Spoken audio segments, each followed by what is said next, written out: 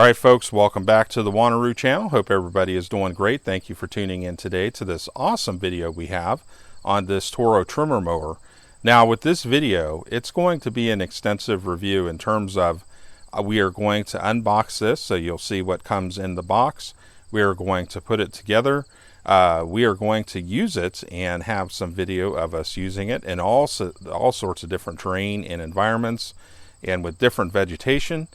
And then we will go through any tips or tricks that I have learned through the use of it and wrap it up at the end.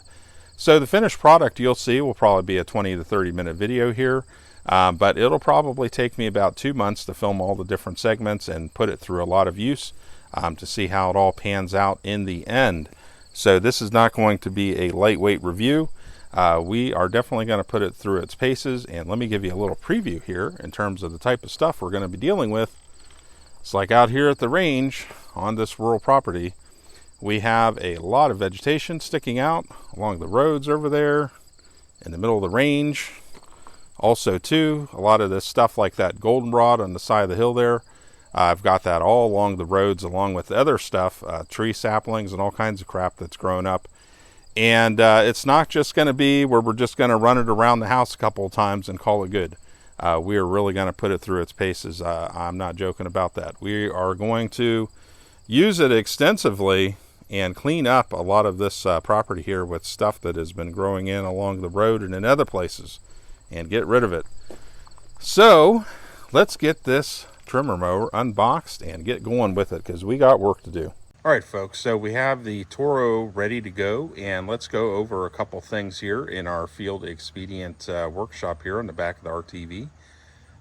First thing to install on the Toro that they, looks like they have different versions, probably depending on where you live, but it is the spark arrestor right here.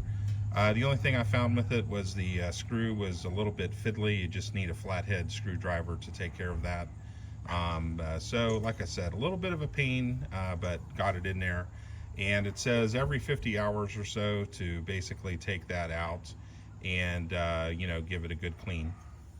Then the next thing here is the deflector, which is basically like a rubber mat. Comes with 4 screws. According to the instructions, it looked like it went on like a little bit differently, but looking it over, I don't know, this just seemed to be the way it fit. So that's the way I installed it, and it kind of looks like the directions, except on the directions it looked like some part here was folded back or something. I don't know, but I just did it the way it all seemed to kind of go together. So I think this is kind of optional. You can leave this on or off depending on what your needs are. I would say maybe the only thing with this is it kind of might limit, like if you're going along the edge this way, this might get in the way a little bit. I don't know. So we'll try it out. If it turns out to be a pain in the butt, or I feel I don't need it, I can always unscrew it and take it off. It's pretty easy.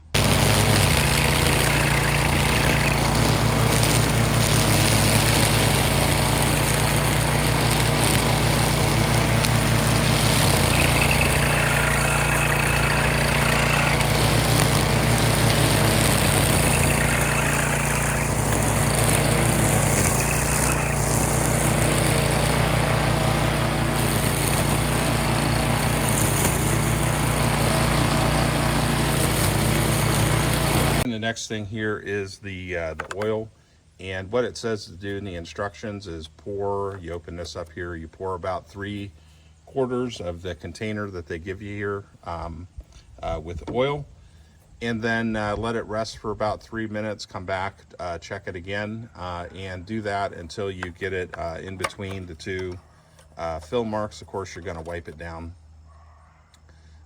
each time. But pretty much what I found, and like I said, follow the instructions, but I ended up putting the whole container in whenever all was said and done. I don't think there's anything left in there. So, you know, just follow the instructions so you don't overfill it. But in my case, it just turned out to be it took all the oil. So there we go. The other part of assembly here that you have to contend with is you just have to, the handle here, you just have to fold it back, and you'll see where the sawtooth basically kind of fits in together like a puzzle piece, and then you just got to tighten it up there so it all kind of clamps together. Pretty easy. You can also, and there's one on the other side as well, you can also unscrew these and then loosen this up and then fold it forward if you want to increase the amount of storage space that you have.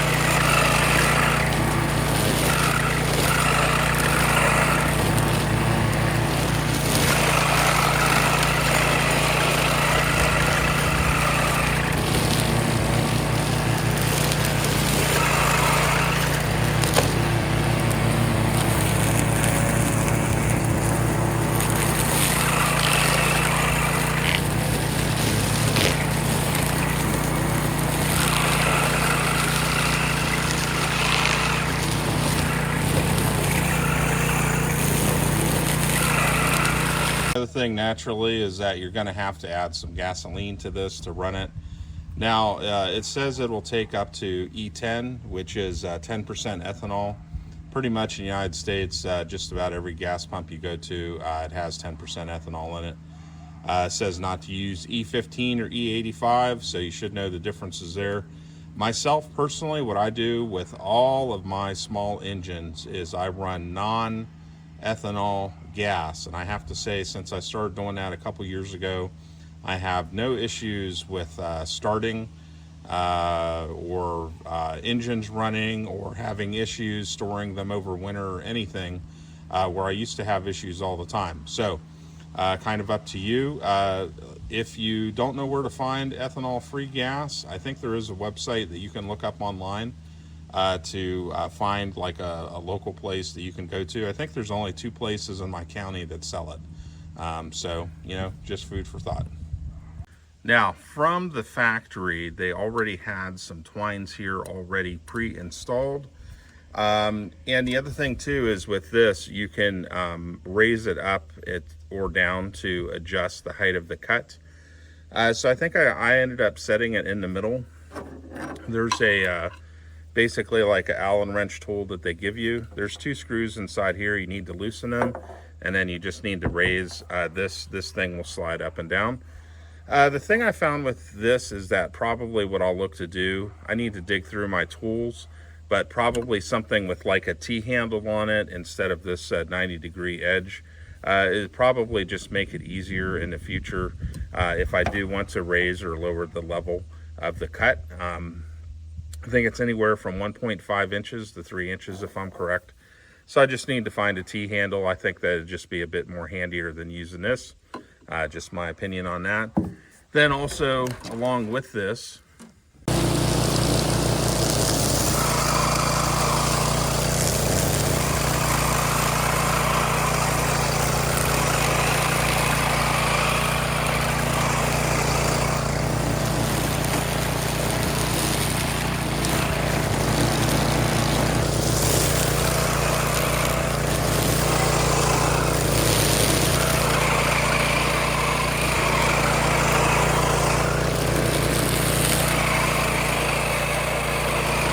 this with the machine, they also give you 4 twines to go with it to get you started and get you going till you get some on your own.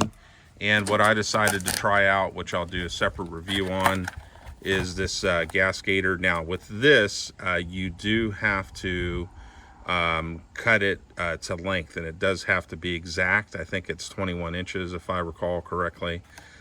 So I can take this and then, you know, whenever I just have some spare time and it's raining outside, I can go ahead and cut them up myself. Or like I did the other day, you can buy these pre-cut lines here. Like Oregon sells them, I think other vendors sell them, and they're already pre-cut to 21 inches. And it looks like pretty easy. I haven't changed one of these yet, so we'll see when we get out there. But basically you just feed the 2 ends through, and then you come back through and then put it through the center one and then pull it tight. So we'll see in the end how easy it is to change these out whenever they wear down. So Okay, let's actually get this out now and start doing some cutting and see how we go. One last thing too that they give you is not only is there a operator's manual for the engine itself, but the other thing is that they give you an operator's manual, and I found it pretty well written, everything that you pretty much need to know, and also too there's some bits in here on maintenance and stuff and all that. So if you want to change the oil or whatever it might be, they've got plenty of info in there for that. So pretty decent manual. So you shouldn't have any issues in terms of whatever you need to know. It's pretty thorough. So pretty happy with that.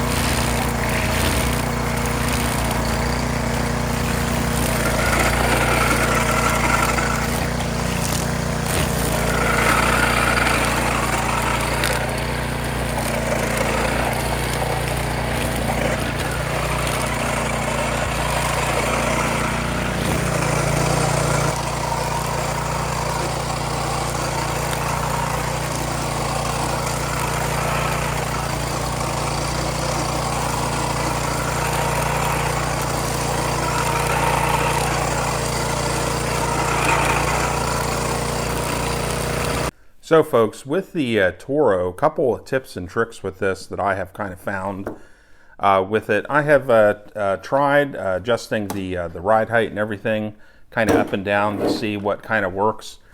And I went ahead and dropped it all the way to the bottom, because whenever you raise up the ride height, there's kind of a gap in there between the bottom bell here on the end that sits on the ground. And so there's kind of an issue if you're getting into rural, tall, thick grass. Sometimes if you go in too aggressively, it'll tend to wrap it around that spool there, and then you've got to take needle nose pliers and pretty much pull it all out every 20 or 30 minutes. So that's something you really have to watch. And believe me, I have it's kind of like a wild grass. It's all pretty much like hay. They cut it in some of the local fields here pretty much for hay next door and stuff. So it is very dense grass. Now, so what I'm probably going to end up doing was I dropped the ride height down to the bottom so the grass can't get in there. But then the issue is that pretty much when you're cutting that real dense thick grass, that ride height, it's almost too low. So I'm probably going to go ahead and raise it back up and then just kind of deal with it. The other thing is I've been experimenting with different trimmer line as well. So let me go ahead and back the camera up here a little bit. So one of the things I've been trying is this grass gator stuff. It seems to work pretty good dealing with dense grass. I would say it's kind of like a 5-star pentagon-shaped line. It doesn't seem to be as durable whenever you're dealing with kind of denser, thicker type of stuff. I'm trying to think. It's not really like trees or stuff like that, but kind of like a lot of wildflowers that might have real thick stems and stuff. This doesn't seem to hold up as long. but it seems to work for pretty grass, just regular grass and stuff. So I would say this seems to work pretty good overall, but it does wear out quicker. The other thing with all these lines to keep in mind and remember is that you want to soak them in water, because that'll make them a bit more pliable and they won't be as brittle. So that's one thing. Another one that I have tried is I've tried this Magnum Gator line, which is a 0.17 inch line. This is meant for real dense brush, and what I have found with this is that it holds up very well, especially cutting all that brush and stuff. However, the issue with it is that these gaps right here, it is a very tight fit, and so you can use it. I found that I could use it, but pretty much it was a thing where to actually feed it in, because it's so tight, I have to put it back here on the back of the RTV and really kind of take my time squeezing it through these holes and everything and then feeding it back through. I can get it done, but like I said, it takes a bit of time. So to me, this is more of kind of a workbench thing where I can start the day out with this, but pretty much the night before I got to do my prep and spend 10 to 20 minutes or whatever feeding it through and squeezing it through here. I'm not sure that it was designed for the 0.17 line, but I made it happen, and I find it to be pretty durable, dealing with a lot of nasty brush and stuff. So pretty happy with this, but of course, like I said, it's more time consuming in terms of the prep. Then the other thing is that I've tried is some of this Oregon Gator line, okay, and this is kind of like a square shaped line also too. Soak this in water. I have found this overall to be relatively durable and seems to work pretty well, but as you can see, what they recommend is pretty much just for grass only. I have found, like with the thicker brush, that it still works, and it tends to be a little more durable than the grass gator stuff. However, one of the things that I kind of notice is that as you use it on that thicker brush, although it will stay in place, it seems like it kind of trims down the edges a bit, and they tend to kind of get a bit rounded off, and then it becomes not as effective. So that is kind of one thing with it there. So that is kind of the tips and tricks that I have found with it. I think a lot of it too, you have to kind of, decide what your uses are and kind of what you need, and try to get a line to match it. Now, one that I haven't tried here, this is a bit thinner, and I'm not sure this is going to necessarily work with this spacing here. I'm just going to have to try it out. Is this Magnum Gator line that is 0.13, which is kind of a bit more narrow, and potentially maybe it will allow the spool here to spin a bit faster, so maybe that will be good for just regular grass and stuff. Don't know, we'll have to give it a punt. But so far I've been using these other ones, and that's the way it's kind of, the cookie's kind of crumbled. All three of them, they work, but I would say overall my favorite is probably the 0.17. It's just that bigger pain in the butt to use. But yeah, that's the tips and tricks that I've kind of found with this so far.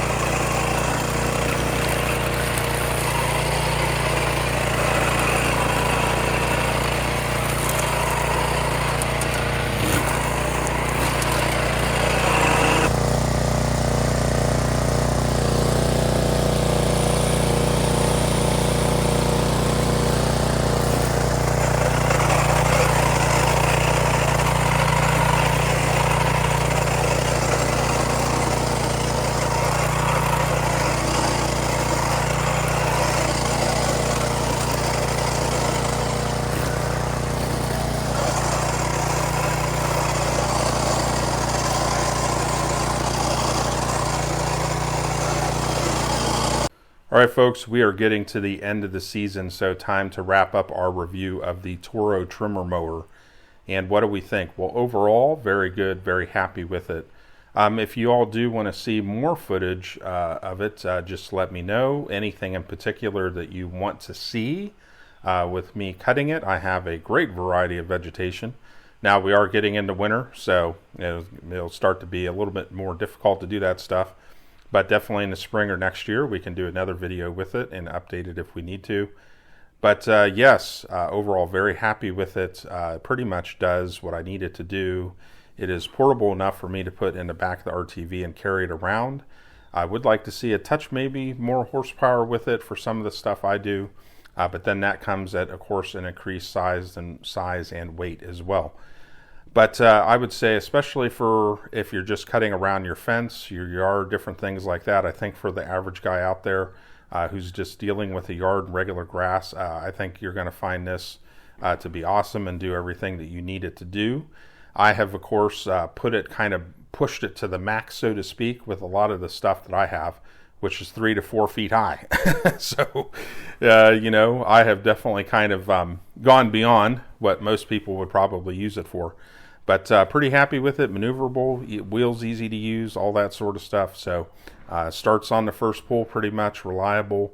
And yeah, I mean, overall, pretty good machine. I expect it to last for years to come.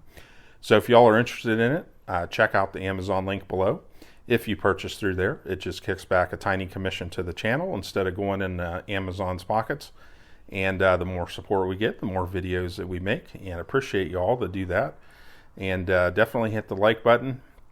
And also to subscribe, because we have tons more videos coming up. And leave a comment as well. Always happy to hear from y'all. So, all right, y'all. So have a good one. And we will see you soon.